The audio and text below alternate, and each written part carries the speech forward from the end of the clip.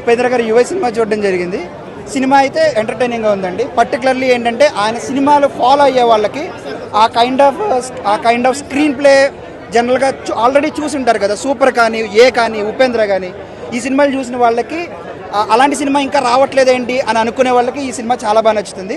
Maybe కొత్త generation కూడా నచ్చుతుంది, ఎందుకంటే ఈ స్క్రీన్ ప్లే డిఫరెంట్ కదా, ఫోర్త్ వాల్ బ్రేక్ చేస్తూ ఉంటారు, కాంటెంపరీ ఇష్యూస్ని ఫన్నీగా చెప్తూ ఉంటారు, విజువల్స్ కూడా బాగా లేదండి. మీరు మూవీ యాక్చువల్గా అర్థమవుతుంది, నాకైతే అర్థమైంది.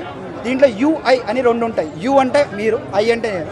సో సొసైటీతో ఏం చేంజ్ రావాలి, ఇంటర్నల్గా కూడా ఏం చేంజ్ రావాలని రెండు ట్రాక్స్ ఉంటాయి అన్నమాట దాంట్లో. సో ఇంతకన్నా ఎక్కువ చెప్తే స్పాయిలర్ అవుతుంది. మూవీ అయితే అర్థమవుతుందండి, అర్థం కానంత ఏముంది.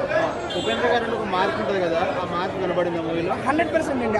ఆయన డైరెక్షన్ మార్క్ చాలామంది ఎక్స్పెక్ట్ చేస్తున్నారు, చాలా రోజులు చాలా ఇయర్స్ అయిపోయింది ఇంకా రావట్లేదండి అని. ఇప్పుడు ఈ సినిమా వచ్చిందండి, దాంట్లో పాత మూవీ రిఫరెన్సెస్ కూడా ఉంటాయి, ఫ్యాన్ మూమెంట్స్ అయితే చాలా ఉంటాయి.